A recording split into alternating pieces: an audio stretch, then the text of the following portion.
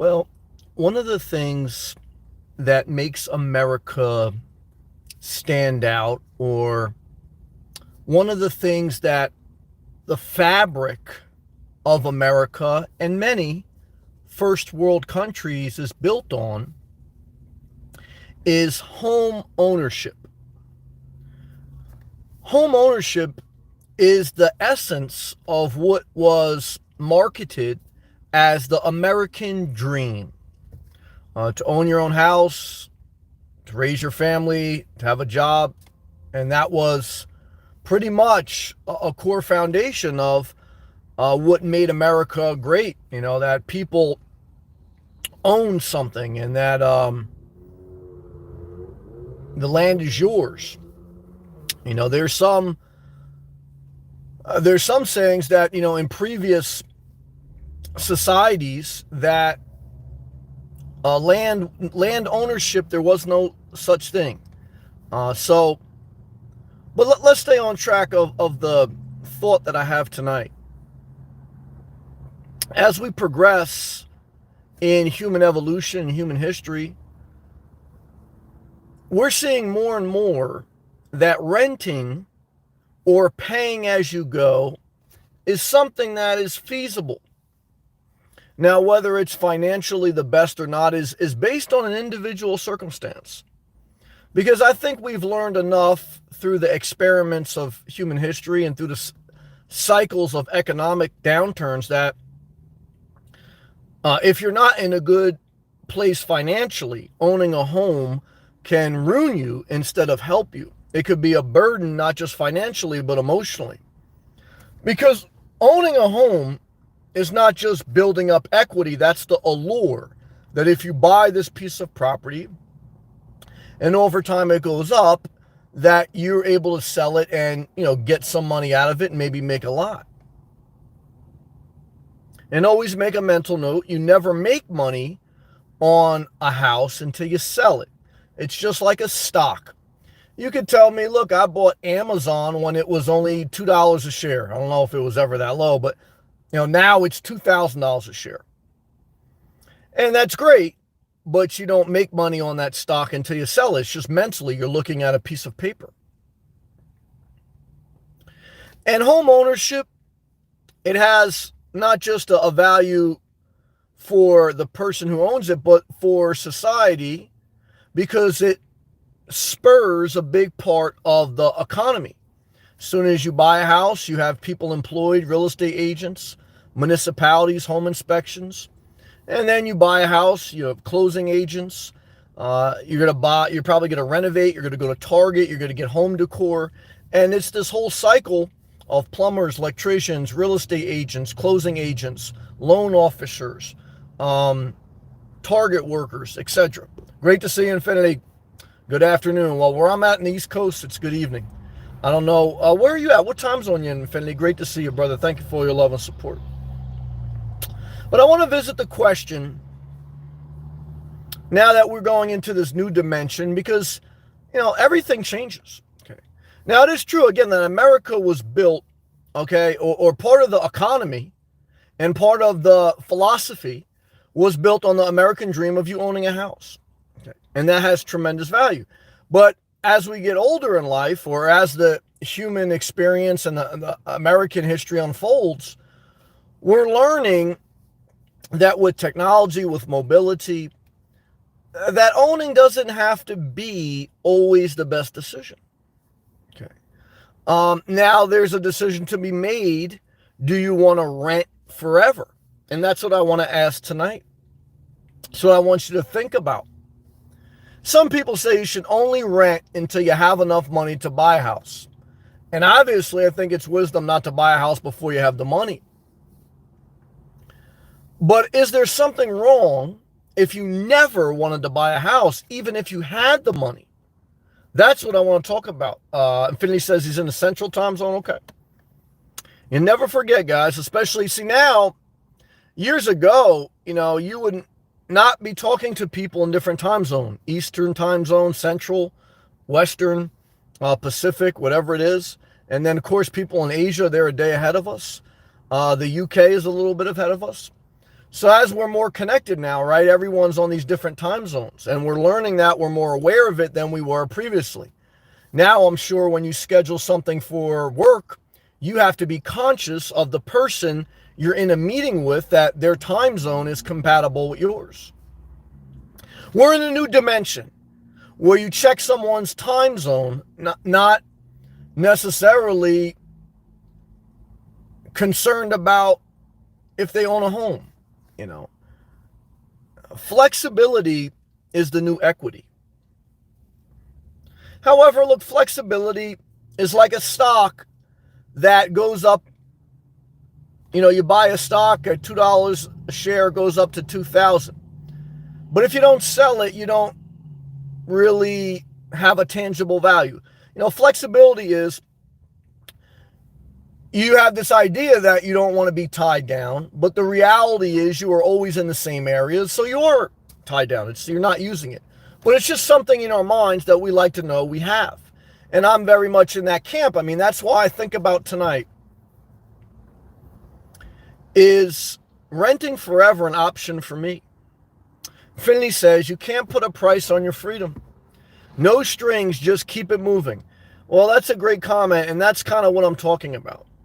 I recognize, because I don't like to be unfair in my evaluation, the value of home ownership, especially if you're going to be in one area for a long period of time, especially if you're going to have a family. But for the single people, or for the people that aren't settled, or maybe for the people that just either financially or emotionally cannot bear the thought of being committed, cannot bear the thought of the responsibility. Owning is responsibility. Renting is a lot less responsibility. Okay. So look, no matter what, we all have to be responsible in life, right? Well, we could all cause problems, and we need to be responsible for our actions. But there is a lot more responsibility when you own something, because you're liable. You need liability insurance.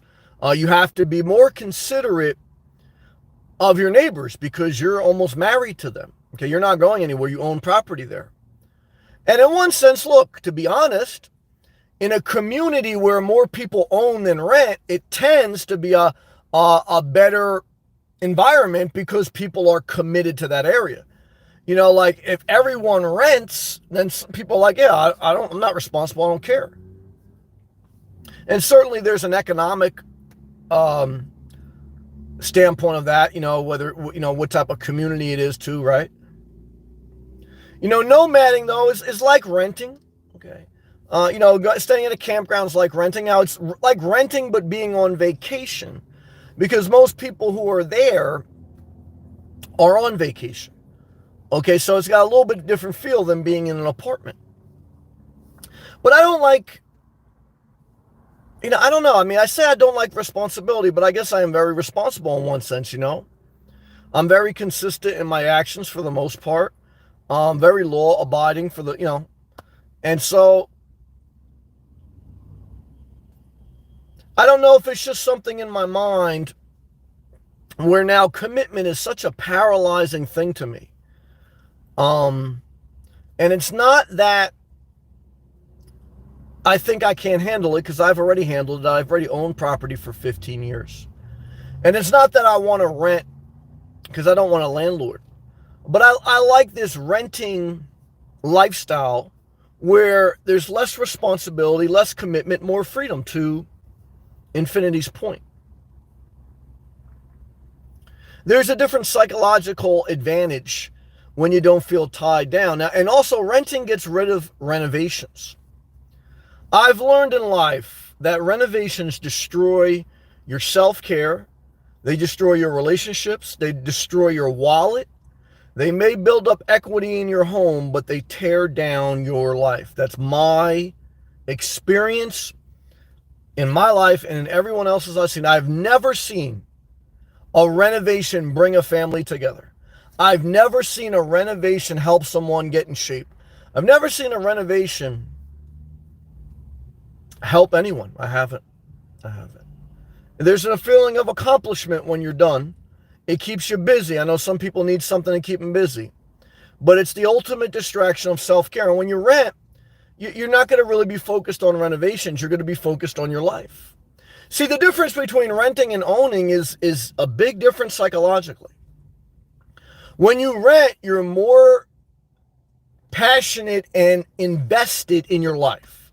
When you own, you kind of put your life to the side and you're more invested in your house. It's almost like a marriage, it's like I often compare home ownership to marriage. It's something where you start to sacrifice and compromise some of yourself because you have to take care of this thing. And in one sense, I said, damn, man, rent forever. Now, I don't want to be irresponsible. I don't know if that's a good long-term financial plan for people who are in a good position financially and that can afford it and do so responsibly. But I want to say that it is good for some people to rent forever. And I struggle with this because this is the opposite of the American dream. And I'm not one of these people to preach the opposite of the American dream because I think the American dream has a lot of value with regards to home ownership. Spurs the economy to grow. It does create a somewhat healthier environment because people are more invested in their property. So I'm not trying to bash it. Okay. But I'm trying to give good thought to it and talk it out. Tony, good topic tonight, Sam. Something that I'm interested in very much. I think it's one of the biggest, thank you, Tony, and thank you, Infinity. I think it's one of the biggest things that you should give some serious thought to. Because it changes your life. It does. When you decide to buy a property, it may be a good thing. I'm here tonight to be very well balanced. It may be a good thing for you to buy, but it will, no doubt about it, change your life. When you rent, anything can change your life, but when you rent, your life is only changed for the extent of the lease. And then even when you're renting, like in your mind, you're thinking, well, in 12 months when my lease is over, I'll change my life again. And if you're a nomad, I acknowledge that in one sense I'm a renter. I think we're all renters, but I think home ownership builds up some equity. But every time I pay for gas at a gas station, I'm renting. Every time I'm at a Starbucks, I'm renting because I would, for most people, you have a house, usually making food at your house. Every time I go to the supermarket, I'm renting. Every time I'm at a campground, I'm renting. So we're all renting. Now, home ownership is building up value, though, and you're spending more time there. Tony, renting for the win for me, he says. A single guy who wants to limit his entanglements. Wow, that's a great comment. Again, I think if you're single, you can rent forever without any issue. Because even if you say, well, economically, if you own the same house for 30 years, blah, blah, blah, blah, there's something to be said for that. But there's also something to be said for psychologically not being responsible for something, not having to maintain it, not having to renovate it, not being committed to it. You have to take care of it, obviously, but you don't have to marry it. So there's look, I look at people even that financially can. I look at Dr. Dre, the famous music producer. Hold on, $5 super chat. Forgive me for saying the name wrong. Ulysses Flag with 3 exclamations. Happy New Year from me and my son Jaden. Well, love and respect to you both, you and Jaden. Been missing your live stream lately. Just working, that's positive. Stay blessed. This is a great topic. Well, thank you very much. Love and respect to you and your son. Congratulations on securing the bag and pushing forward in life. The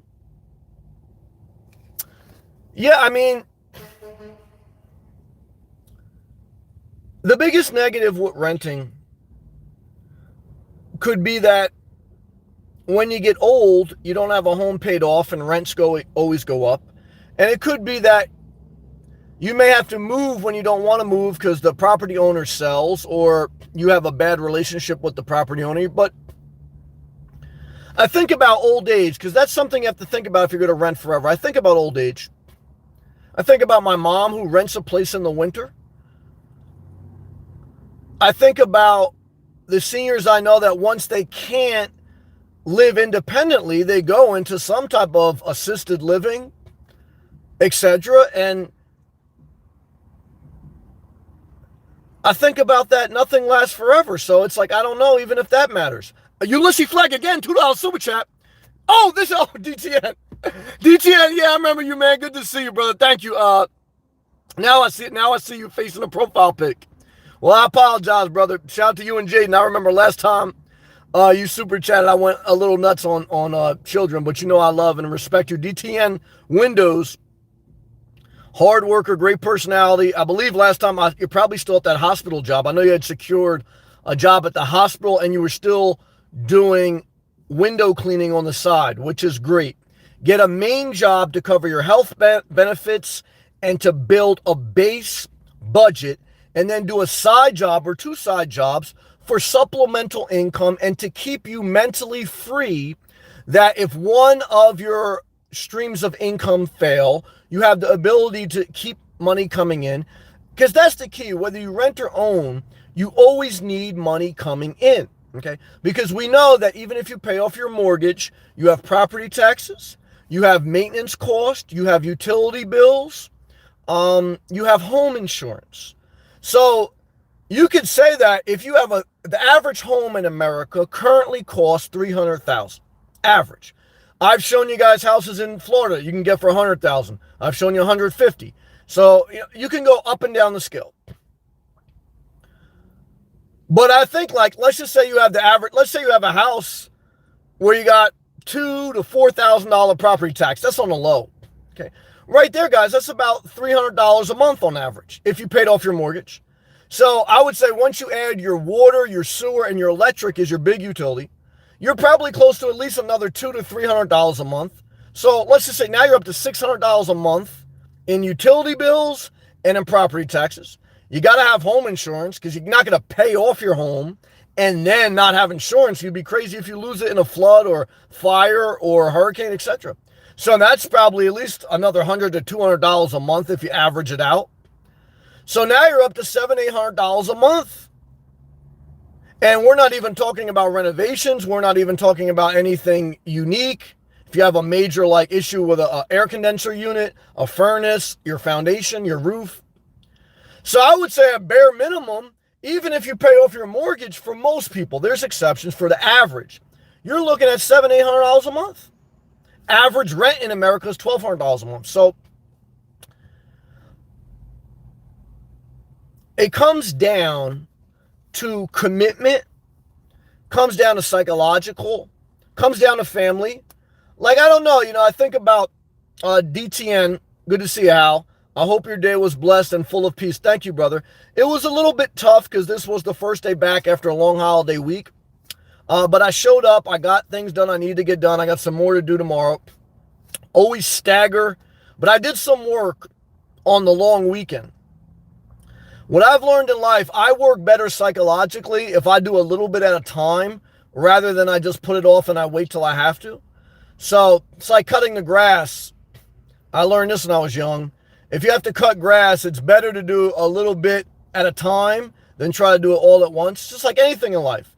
You want to break it down to small steps and take breaks. And that why psychologically you're not as much stressed. I was mentioning Dr. Dre, the music producer, who recently had a brain aneurysm. Okay. And hold on a second, Ulysses Flag, $20 super chat. This is for the hard work I've been putting in lately. Stay warm. Well, Ulysses, man, aka DTM, you've been a blessing. I think highly of you. I think highly of all that you've accomplished. Okay. You're a good person, just like Hal and some other great people I met on YouTube. I know that when you're a good person, that it's hard to maintain that because the world kind of decays your positivity. At least it has for me. Now, I still try to stay positive, but I'm not going to lie. At the age of 40, there's some things in life that, it makes you a little bit, I'll say bitter.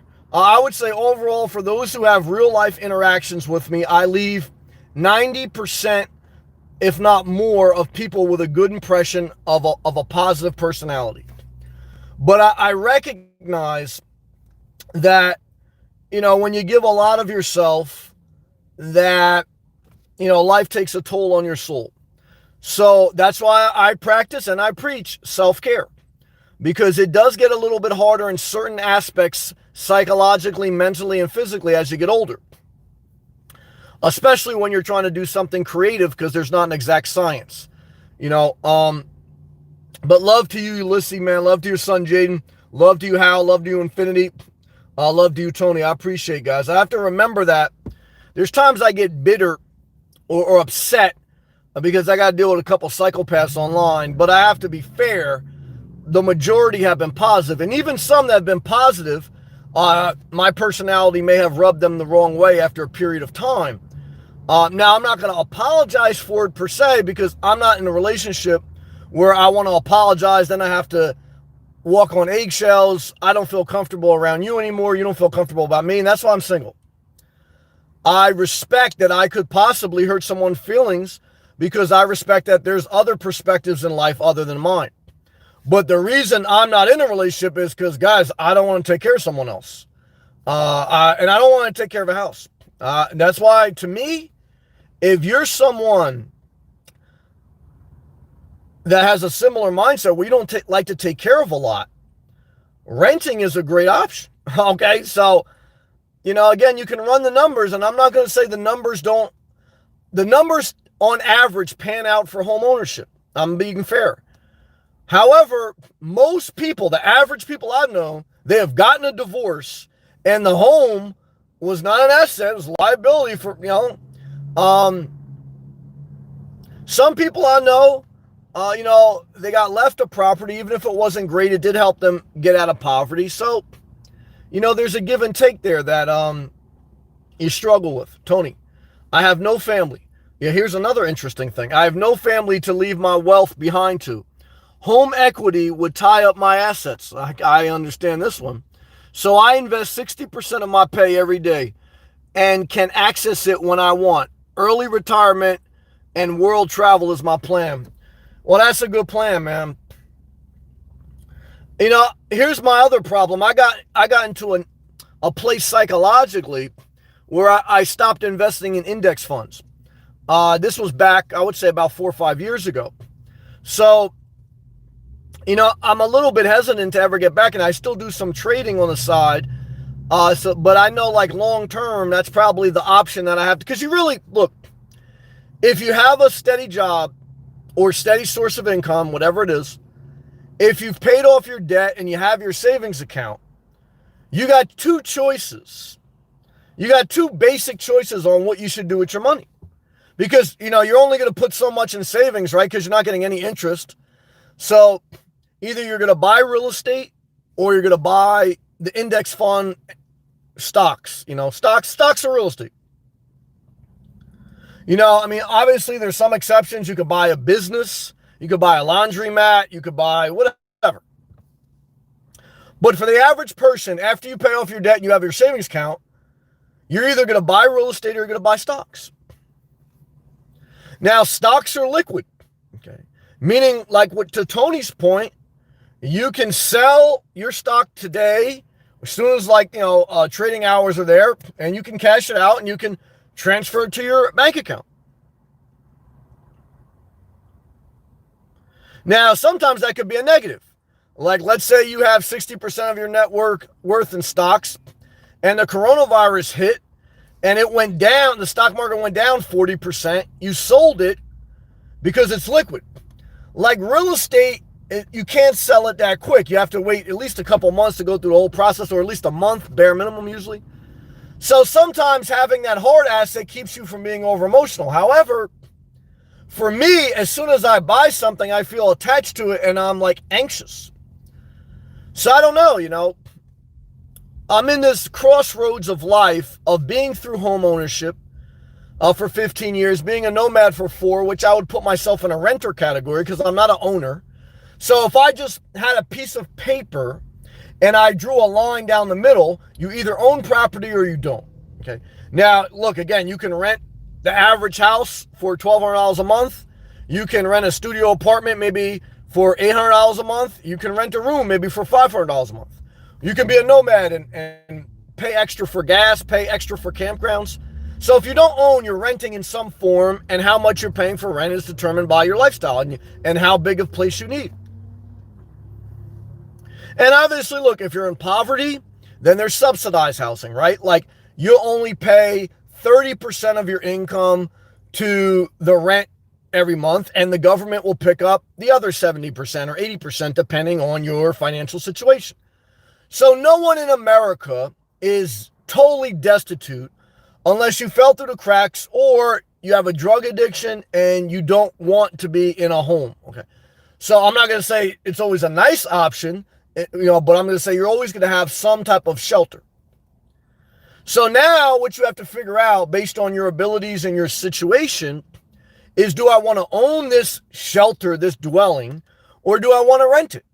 If I own it, the buck stops with me. I'm now a business owner. Like DTN, aka Ulysses Flagg, he's got a main job, I think it's still in the hospital, and then he's a business owner where on a part-time, he does window cleaning. So he knows, I remember he did a video, he was cleaning someone's windows and they wanted insurance. Or they wanted proof of insurance, I believe. Just like when I was an electrical contractor, to be electrical contractor in New Jersey, you had to have at least $1 million bond, $1 million like insurance policy. It doesn't mean you have $1 million in the bank, but it means that you pay an insurance company a certain amount each year or whatever. I don't know what it was, maybe less than $1,000 a year, and they cover you. You're bonded for like $1 million, insurance claim. So why? Because when you own a business, you're liable for anything that happens under your direction. And such it is with home ownership. Okay, so when you're renting, for the most part, the burden, capital B, the burden of responsibility with regards to maintenance and even a big liability is off your shoulder. Now, again, I'm fair. You lose out on the home equity over time. But again, to be fair, even when you pay off that home, you're still going to have some rent because you still got property tax, you still got utility bills, you still got home insurance. Another part of the equation is privacy and control. I heard a guy, he was on Vlad TV. He was in the real estate business. He used to say to him, that was a selling point to why you want to own, because you have more control and power over your place. That, you create the environment more. You want to change the place, you want to renovate it. And again, I think renovations destroy so many lives, but you have more say. Okay. And there's something to be said for that. Again, especially if you have a bad relationship with your landlord. So I can understand that perspective. Depending on who you are, to me, as a single person that doesn't have many entanglements, if I don't like my situation at a campground or whatever, I just leave. And I like that freedom. Oh, we got a new member, Paul Soprano. Shout out to the Sopranos in New Jersey. Man, welcome, Paul. I appreciate that, man. Shout out to you. Welcome to the live chat access. Again, guys, you can become a member for $9.99 a month, and you can cancel at any time. You're just renting. The memberships are just rent. You don't own. If you don't like it, you cancel and payment stops. And thank you, Paul. Thank you, Ulysses. And shout out to your son, Jaden. Thank you, Tony, Hal, Infinity. I'm very fortunate, guys. I appreciate you. We're all sharing some time together, and I'm thankful for it. Hal says, great knowledge. Appreciate the wisdom. Thank you, brother, and advice. And I appreciate you too, Hal. Hal, what would you do? I know you're in the midst of getting your career back going. I know you got an ex-girl that you still talk to, but I don't think you have kids. Let me ask you this, Hal, and any other member can answer this as well. I know yesterday I asked about what's the number one thing a woman wants to feel. Is it beautiful? Because someone said to me, the number one thing all women want is to feel beautiful. And Juliana, one of my viewers from Australia, she goes, well, number one thing I want is respect. Challenger the Welder. He was buying stock, not real estate. Let's see where he's at. $4.99 super chat. Just wanted to say hi, brother. Yes, I've been thinking about you. I know you sold Workhorse. I've been trying to think about the other stock ticker that you bought. Invested in many great stocks. You did good for yourself. Oh my God! My account reached 900,000 today. Here's some Starbucks money. Good to see you. Damn it. Guys, celebration emoji, hand clap, and money bag emoji for our man Challenger the Welder. This guy is a construction worker. He bought, I forgot what, I know he bought Workhorse, then he sold it. He bought some other stock. But I think you had a dream to get up to 300K. Now you're at 900K? Well, I congratulate you. Why? Because I'm not a hater, I'm a congratulator. And I like to see people do good for themselves. So what I can tell you, Challenger the Welder, you're going to another dimension. The dimension is a millionaire, literally. But as you get more wealthy, you may want to mitigate your risk. Meaning now that you're making this, you've made tremendous amount of returns in the past year. You may want to at least put at least 500K in some stable stuff so that you know, even if everything goes crazy, you're good. However, I don't want to start to give you advice. Why? Because you did it your way. And I'm just sharing that. One is I am happy for you, period. Okay. Two is, thank you for sharing. Thank you for the tip. And I hope you seize the moment of your life. I hope that you, now that you've secured a level of money for yourself, that you do what makes you happy. Because I think with 900K, you can come close to, maybe even gracefully exiting your job and living in an area you want or whatever. I mean, that's a lot of money, man. So I'm happy for you. Just be careful. Think about your long-term things. But, man, that's awesome, man. How? A woman wants to be appreciated. Yeah, that's what Juliana said. Appreciated and respected. Now, I was going to ask Juliana, did you ever date a guy who didn't respect you? And there was a guy who respected you, but he was shorter and uglier. And chances are we all did that too. Paul Sobrano, our newest member. Hey, Sam, where are the best places to sleep in suburbia if renting campgrounds or driveways is not an option? I would say truck stops and rest areas. Yep. So you have to look at major highways in the suburban area. The main thing you want to stay away from is, there's a bunch of, I don't know what happened in front of us. There's some type of, accident. One thing you want to stay away from is residential communities, Paul. So if you can't find any truck stops or rest stops, try Walmarts, 24/7 Walmarts. Try 24/7 gyms. So you got 24/7 gyms, 24/7 Walmarts, Crackle Barrels, which are like a 24/7 restaurant. You have truck stops, you have rest areas.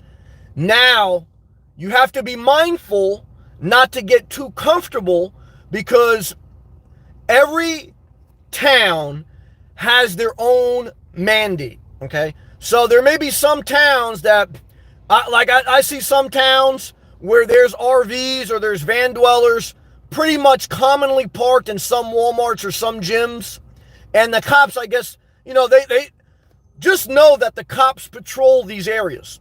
And sometimes they run the plates, even if they don't bother you. But there's some counties that as long as there's no issue, they kind of just let it be. Just know that at any time, you could get a new sheriff or you can get a new head of the police, or there could be a town hall meeting where they say, you know what?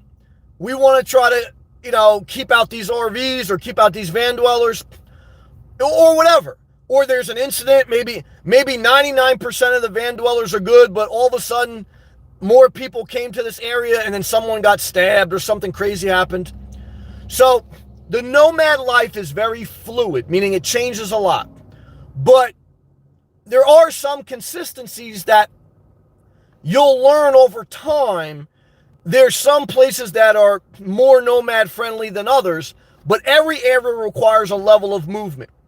And if you're ever stopped by the police, which I was never stopped, but I had the cops knock at my door at a rest area in New Jersey. They ran my plates, they checked me, they had no problem, but it was the first time they saw me there. This was like my first month being a nomad. It was very wild. And the main thing and if a cop or someone they want to check that you're not doing drugs and that you're not causing a problem. And so as long as you're not disrespectful, as long as you're not causing a problem, then usually in most areas, as long as you keep it moving, you're not going to have an issue. But you're going to have a run-in eventually with a cop, with a drug addict. I had at a Georgia rest area when I was traveling from New Jersey to Florida, I had an alcoholic or drug addict knock on my door at like 2 o'clock in the morning. So now out of my 4 years on the road, I would say I've had less than 5 times that I've had any of these type of interactions. So they're very small and in between. And most of them happened in the beginning of my journey because I wasn't experienced and I was still trying to figure it out. So that'd be some advice I'd share with you. Good question. Tony, and all-night gas stations. Yeah, all-night gas stations can be a go. They're very noisy. If it has a convenience, I don't know. In my experience, I've done it before as far as staying there the night. I always spend some time, but I very rarely stay at all-night gas stations anymore for the most part because I don't know, man. I mean, all these areas are patrolled, but if there's a convenience store, you know, workers and everyone, they're always like kind of knowing who's in the parking lot. So I like to just keep it moving. And the truck stops that have the gas stations, okay, but just the all-night gas stations themselves, usually I'm not a regular. Tony, Crackle Barrel, Crapple Barrels. Crackle Barrel is like a restaurant. It's like an Olive Garden in America. Tony's from Canada. But like in New Jersey, there was only a couple and they were in like South Jersey. In Florida, in the southern states of America, there's a lot more. And on average, you will find in the southern and western states of America, the nomad life is easier because the weather is more suitable to live an outdoor camping lifestyle, whether you're living in your car, van, or RV. And again, I want to share with you that even if you have a small $10,000 travel trailer, if you have a tow vehicle, guys, you have a house. Okay. And again, if you live in America and you get the 1,000 Trails Camping Pass, that's the cheapest way to live because you're always at a safe, legal place to park. You got full utility hookups, but the campgrounds will dictate where you go. Okay. So that's kind of what like broke my deal. And I don't have an RV yet. So I wasn't ready to keep committing to that, but that's still an option for me. So let's continue. He goes, sounds like something Bob Wells would sell his fans. Yeah, it's kind of like got that feel. But all it is like a Walmart with a restaurant. Paul retracted. Thank you again, Paul, for the question and joining. Tony, I meant to stay away from them according to Sam. I meant to stay away. Yeah, look, to me, you know, it's just all about movement, you know, and because look, you're going to create patterns. I mean, I still have patterns even as much as I move, right? So, but I see people at the same spot all the time, all day, all night. But sometimes those people don't get bothered. Sometimes I think maybe I move a little bit too much, but it's just part of my rhythm. But my general experience is if you're a respectful person and you're not loitering and if you're not causing a problem, and if that town is somewhat acceptable to a level of, you know, boondocking, not camping, like parking in the area overnight in a commercial area, not in a residential area, commercial. Again, you know, truck stop, gas station, gym, Walmart, Home Depot, Lowe's. They're usually not going to bother you because look, in most towns, you know, the cops, yes, they're looking for that, but above that, they're looking for drugs, they're looking for crime, they're looking for people driving drunk. Now, when all those things are checked off the box, there's a couple people that patrol.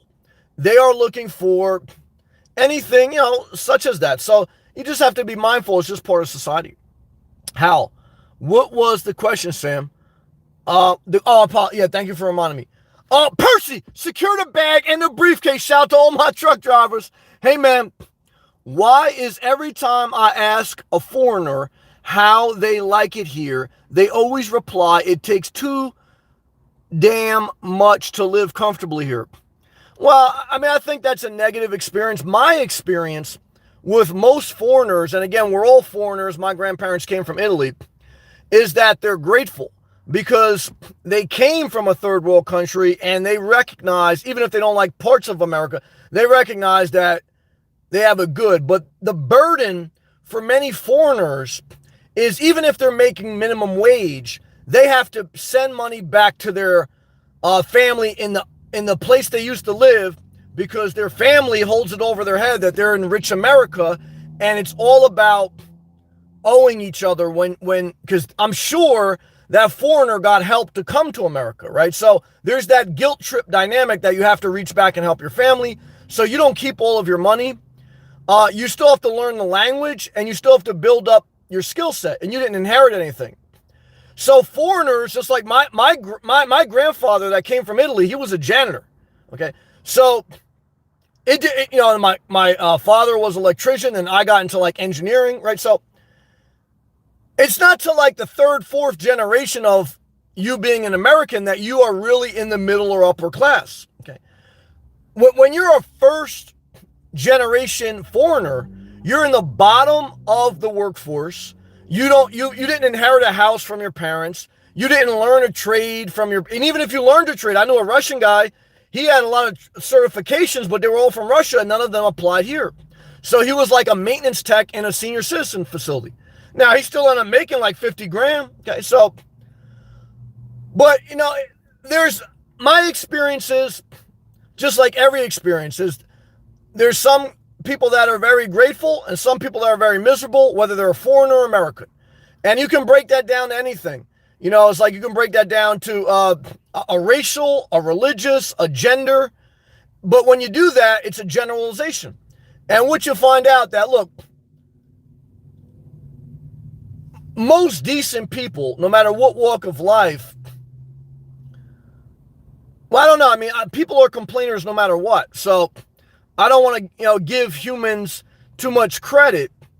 But at the same time, don't fuck with people that are unthankful. Whether they're a foreigner, whether they're a 20th generation American, whether they're white, black, green, transgender, or they got a dildo tattooed on their forehead. If someone's ungrateful, never stay in their presence. Because I got ungrateful family members and they're third, fourth generation Americans. I tell you, I don't want to spend 2 minutes in their presence. Now, yes, maybe they have mental problems, but guys, life is hard enough. The best thing about being an adult is that you get to decide who is in your life. That's the best part. Now, if you're living in someone else's house, you don't get to decide that. And that's why I tell you, you're better off renting forever than living in someone else's house that they own it. Never forget it. You're better off renting than living at home in an unhealthy situation, even though, so I'm just trying to share with you that, guys, I mean, I can speak because I've had the experience. I've lived at home up to the age of 22. I moved out at 22. I owned a place for 15 years, and now I live as this nomad renter where sometimes I'm in truck stops, sometimes I'm in campgrounds, and I've seen the very poor, I've seen the very rich, and I've seen everyone in the middle. And what I tell you is, human nature is human nature, and I found good and bad in all walks of life. So what I do now as a mature 40-year-old man is I just say, look, they're either good for me mentally, emotionally, and we vibe, or they're not. And everything changes. I've had great viewers in here as an example, just as a real life example, because this is how relationships are. That you vibe for a minute and then you don't vibe. That's part of life. It's a painful part. But look, again, when you have that renting mentality, you get up and go if you're not happy where you're at. Okay. When you're married, when you own, you don't get up and go. Now you can say that not being able to get up and go forces you to mature, forces you to work on a relationship. Guys, I don't want to be forced to do anything, okay? I don't want to be forced to do anything, okay? So what I can tell you is this, guys, nah, hell no, okay? I knew a girl from Tampa, shout out to Vanessa. She was in an unhealthy relationship with a dude, And she knew it was unhealthy. She went back to him once, twice. And the second time she went back to him, he was saying, look, they hadn't had sex in weeks. And he said, look, if you're going to stay in this house, you're going to give me sex. And she went in her car. I don't know how long she stayed in her car because I think she may have went back, but I love and respect her no matter what because I understand how hard life is. But I know she struggled with keeping a job. I don't know if she had mental problems or I don't know. Look, a job is very stressful. But you know what's more stressful? Someone else owns the house or is on the lease and they want a blowjob. Okay. Or you just don't feel respected. You don't feel like you got your own space. I'll tell you this. I'd be a nomad before I rent a room in someone else's place. That's how I feel. Because I don't like to be controlled, guys. I'm an independent soul. Okay. I get along with people. I don't try not to bring harm upon others, but I gotta have my space. Okay, I got to, or else it's not good. You know, if my man Fred saw when I had to go back to New Jersey with the coronavirus, I wasn't in a good mental state. Okay. You know, look, a big part of it was the weather. I love the fact that I got to see my mother, but I need my space. I need to be in my own environment. And that's priceless. Okay. And you don't have to own a place to move out of your mom's place. You can rent your own place. Okay. Or you could be a nomad. Good question, Percy. Let's go back to live comments. I want to make sure where did I leave off. Tony, I meant stay away from them, according to Sam. I read that. Hal, what was the question I was going to ask you, brother? Damn, good question. I forgot. I was going to ask, I started talking about last night's question. I was going to ask any member, let me know below. I think I was going to ask, would you be willing to rent forever? Or once you get in good shape financially, like as an example, how I think I was going to ask you, because I know you're starting to rebuild your career. So let's say how you start to rebuild your career and, you know, you're making, $40,000-$50,000 in a couple years and, you know, you kind of paid off your debt or you're in pretty good shape. Do you have a goal of owning or are you willing to rent forever? And that's a question for everyone in a live feed. And that's what I'm debating in my mind. You know, is there a scenario where renting forever is your best life? I think for some, yes. You know, the opposite of the American dream. You know, again, the American dream has value with regards to home ownership. It keeps the economy going. But also we know that 80% of Americans live paycheck to paycheck. But a big part of that is because not just they own a house, but they have, you know, a couple kids. The average person has 2 kids. You know, the average person gets divorced. And the house usually gets sold in the divorce. And then you're left to figure out, like, after you're done with all that, do I ever want to own again? Now, I remember after my parents got divorced, my father rented a studio apartment. I always tell you guys, he was very happy, but he did renovate. He was very particular. He had OCD. He renovated that entire studio apartment. Now, he didn't get any equity out of it, and he knew it. He knew it doing it because he knew he was just renting. But he's the type of person, he's always got to be doing something. He's very particular.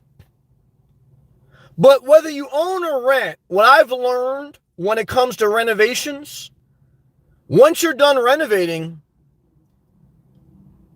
even the beautiful kitchen or the beautiful bathroom that you've created, you walk away from. It doesn't inspire you anymore.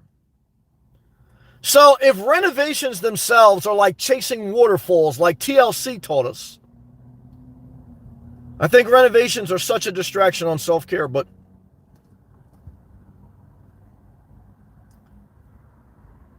you know, the value of time, the commitment to yourself and your relationships, if you choose to have them, like, could you spend more time like Ulysses, aka DTM, and even Percy?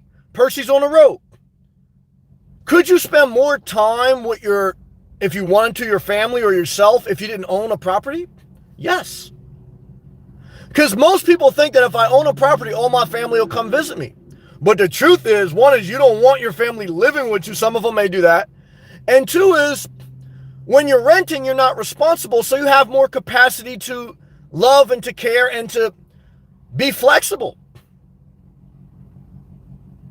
But when you own, you're always thinking about what needs to be done to the house, not what needs to be done with your relationships or your life.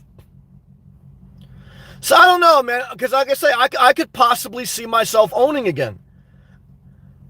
Now, if I was Challenger the Welder and I just made $900,000 in stocks, would I own? Possibly more. It'd probably be a higher probability, because it is true, once you get to a certain point financially, you have to do something with your money. Because again, you only really got two options, because you can only put so much in a savings account. Like in America, you can only put up to $250,000 in a savings account. Anything above that is not backed by the government. FDIC insurance. Like, in case there was an absolute meltdown. Now, yeah, you could create several accounts, but with the average saving account only yielding less than 1%, you're losing to inflation, which is probably definitely above 2%, I think. That thing is like 4%, but, you know. So you got two options. You either buy stocks or you buy real estate. After you get past $100,000, $200,000 in savings, if you want to even put that much in savings. If not, maybe like Tony Guerrero, you just put more money in the index fund. Those are the questions once you get to a certain level financially. Now, again, if you're broke, don't even burden yourself. Just be free and rent. Okay. Now, once you get like maybe to the middle class area, you're making $50,000 a year, you paid off your debt, then you have to start to see what are your goals. And that's what I asked Hal. Let's see what Hal had to say. He goes, right now, I have no debt, praise the Lord, but my car note. Oh, okay. The average car loan in America is $500 per month. I paid off my car last year, and that's how much my car loan was for, $500 a month. I would live to own, he said. I look forward to waking up and mowing my lawn, cleaning my pool. A lot of people don't see that as fun. Yeah, see, I guess that's interesting. And I would say if you've rented all your life, then owning does have an appeal. I'm in this dynamic where I've done both, and I see value in both. Because you have to do something with your time. And you have to experience life. Like even me now as a minimalist, I can't begrudge people that are very materialistic because I've been materialistic. So I'm just in this phase of my life where I'm at the middle-aged crossroads, and I'm asking myself, well, I've been fortunate. I mean, I've worked for it, but I also consider myself fortunate because I've seen people less fortunate, that even though, again, I want to say this, even for the most part, grew up in the suburbs, and even though my parents got divorced, I still had two supporting parents. I went to the same public schools as my siblings. Neither of my siblings work. They're on government assistance. And the only reason I'm saying that is not to shame them, but I want to share with you, it's not just you grow up in a certain area and you go to certain schools and you have certain parents and that guarantees you success. Because I had friends that some of them grew up less fortunate and they're doing better than my siblings. Okay. So, and again, I'm not bashing my siblings, but I have to share my testimony, which is the public schools, even your family, even your household doesn't determine what you do. Some of it is you. Some of it is, maybe it's like destiny where you have a mental issue or whatever. But some of it is choices. And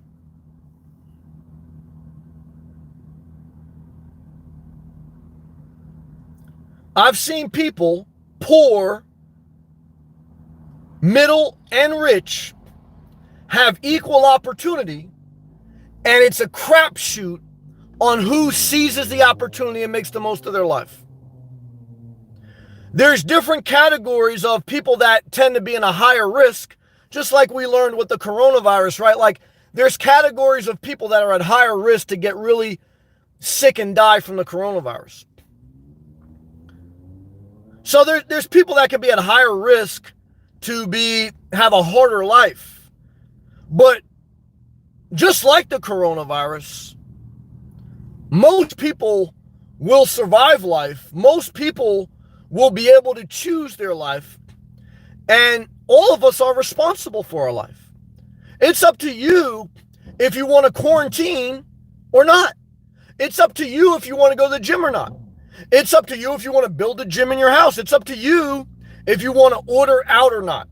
It's up to you if you want to smoke cigarettes or not.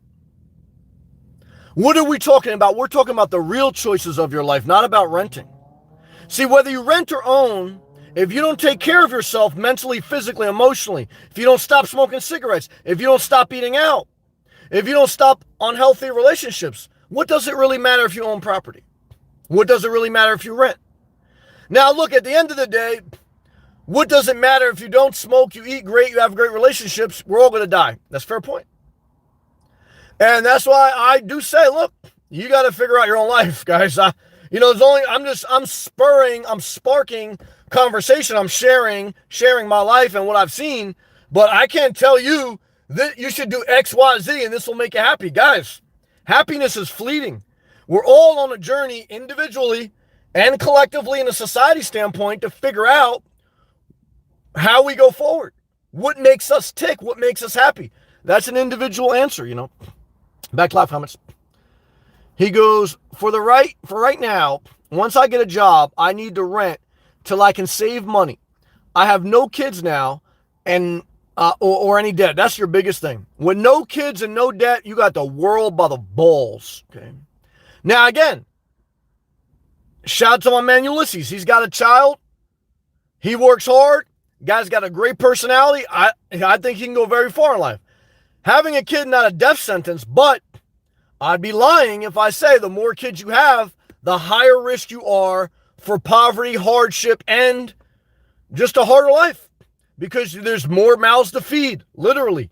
There's more emotions that you have to handle, literally. There's more time that has to be divided, literally.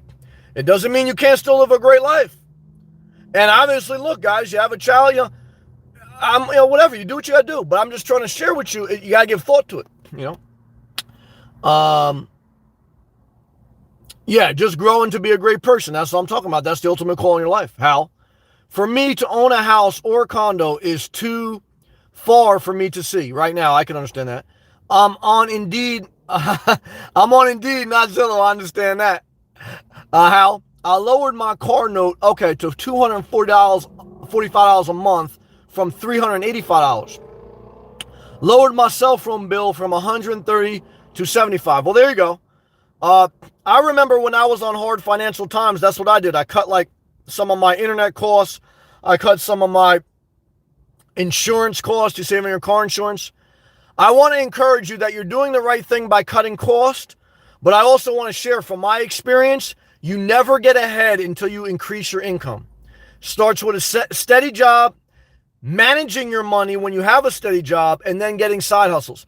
But there's no way you cut your cost out of poverty or out of lack, because you don't have to be in poverty to have lack. The only way you get ahead is to make more money, because because again, you can be debt free, you can have no kids, you can have no rent, but you're always going to have bills, health insurance, car insurance, phone bill. You can never be expense free. So you always need money.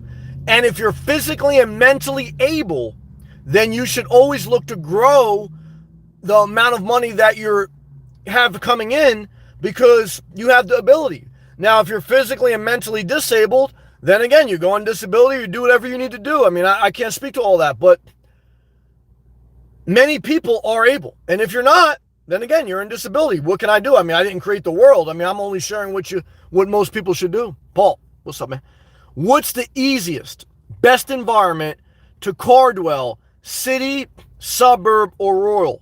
Out in the country, like? Well, for me, it's a suburb.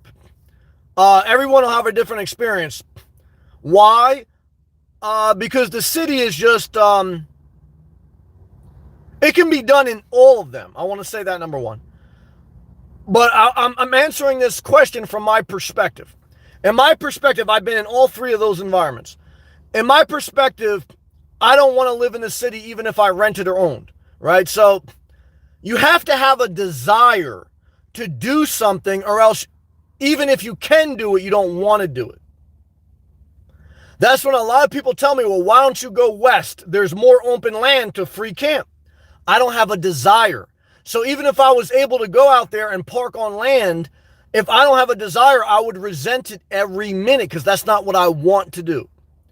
So to answer your question, number one, you have to want to do something, or else even if you can do it, you're not going to be happy. Good to see you, Pluto.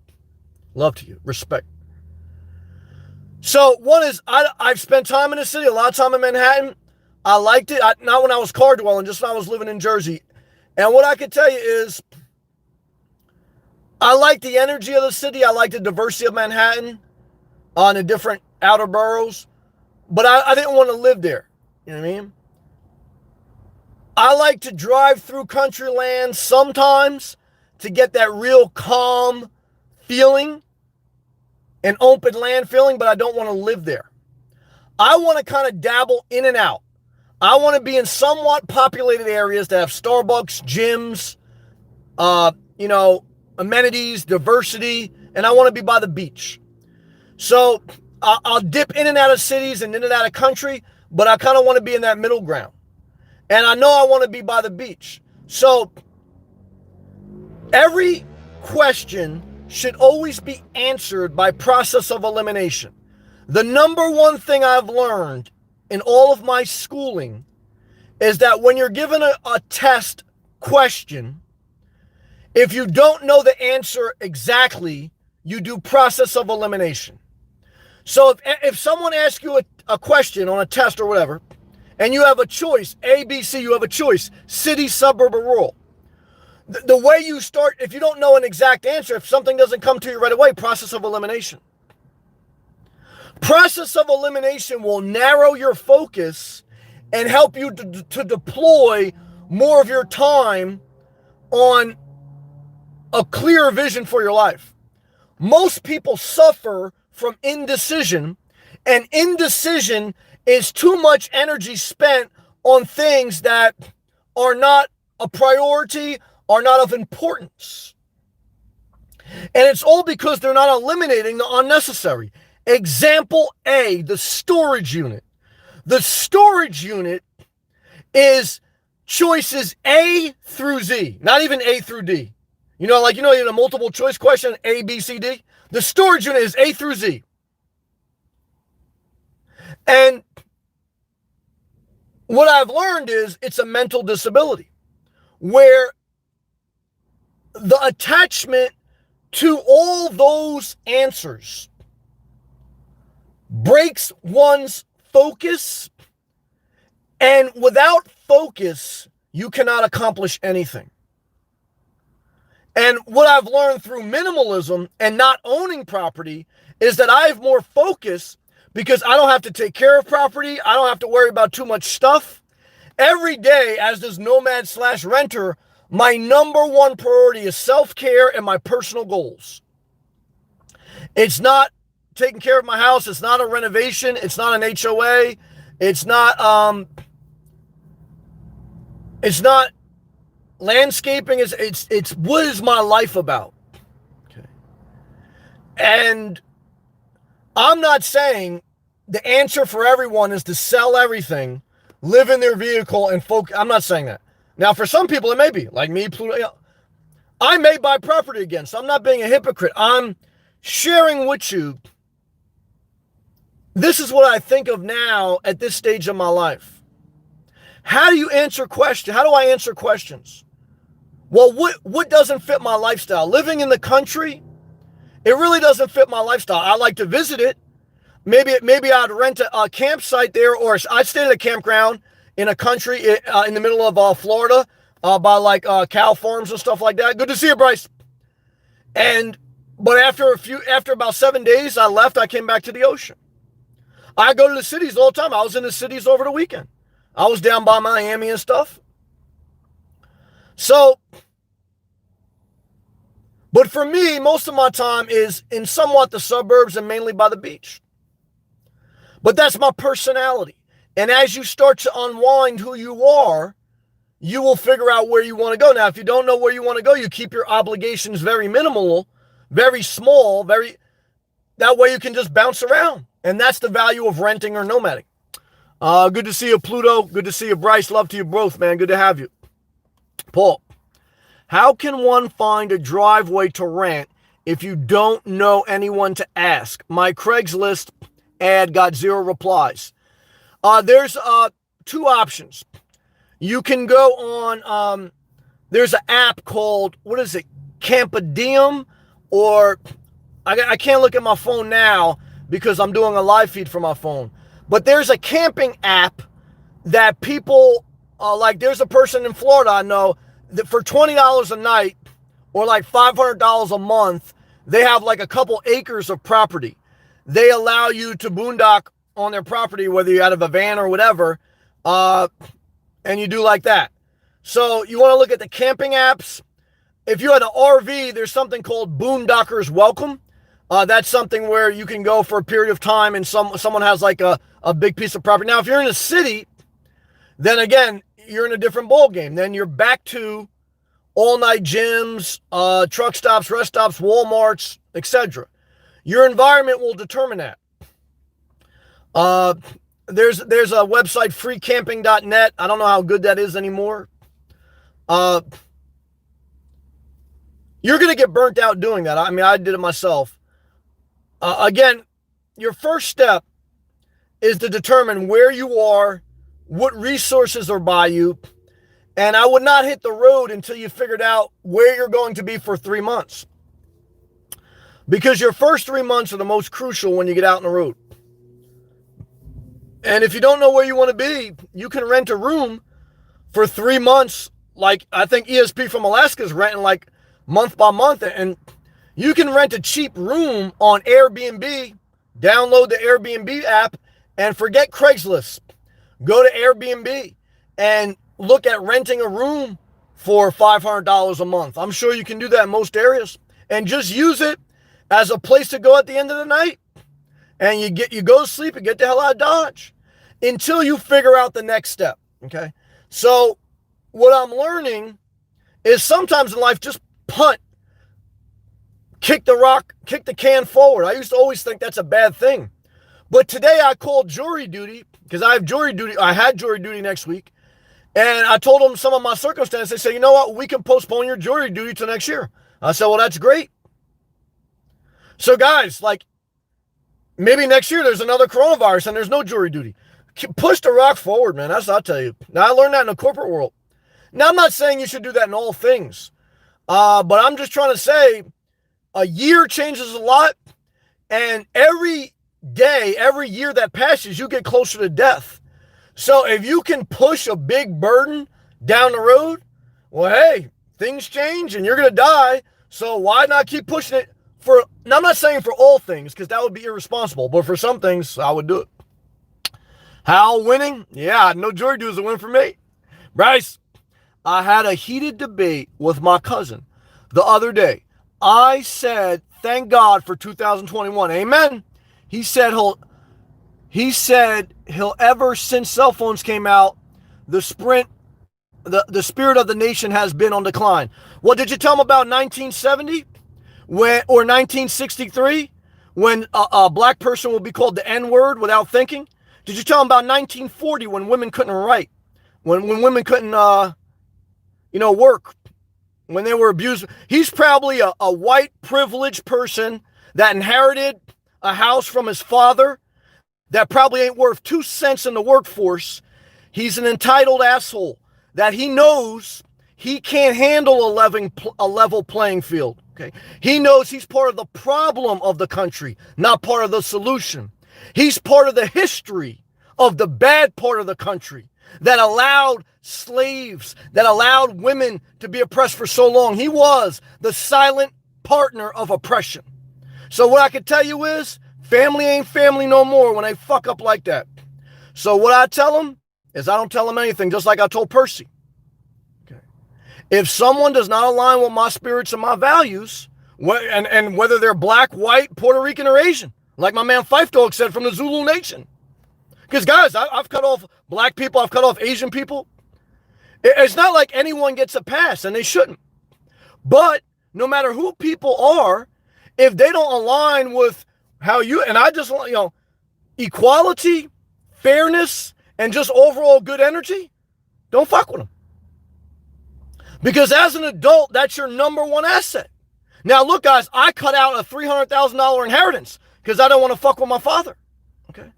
So I'm not going to say that when you cut people off, you're not going to have to walk away from money. Okay. You're going to have to make that choice. But I don't get in debates anymore. And you guys see that on my channel because that's how I run my life. In my personal life, I don't debate people. Once I see us not vibing, you got to go your way, I go my way.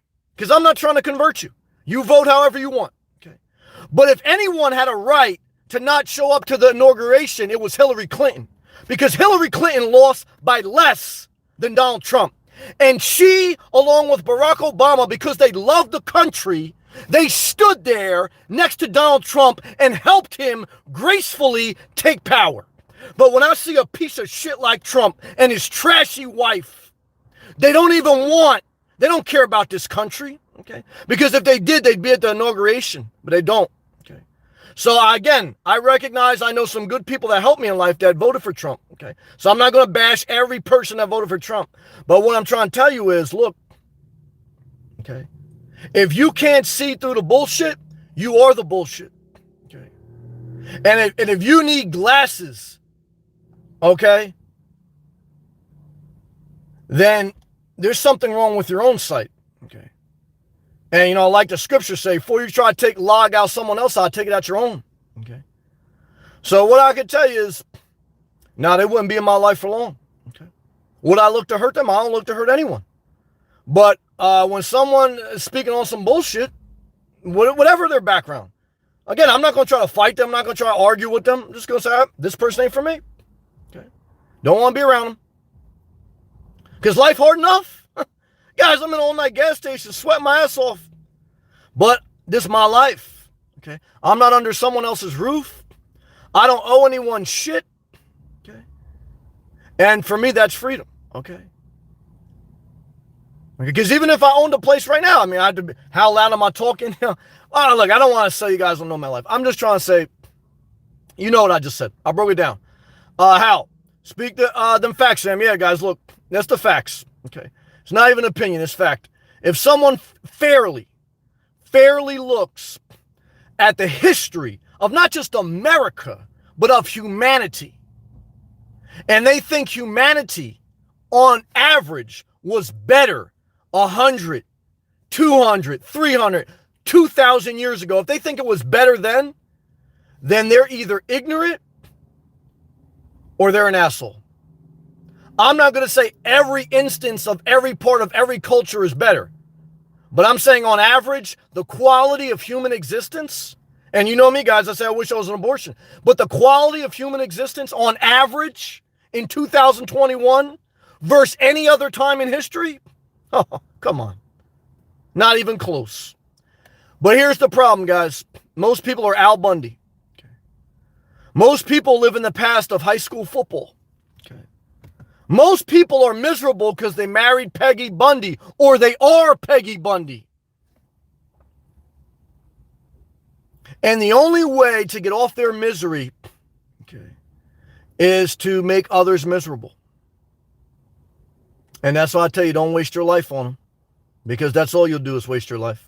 Hal, have a blessed night, Sam. Thank you, man. I got to go take a shower. Fucking great live. Thank you, guys, for all the love, man. Have a great day tomorrow. Thank you, YouTube. And have a great. Hit that join button. Yeah, thank you, Paul, for the join. Thank you, Lisa's. And go through the playlist. Thank you, everyone. Thank you, Hal. Thank you again, Percy. Thank you, Paul. Thank you, Bryce. Thank you, Pluto, man. Love to you, brother. Tony Guerrero, man, always in here strong. Challenger the Welder, man, you're doing great, man. Paul, again, thank you.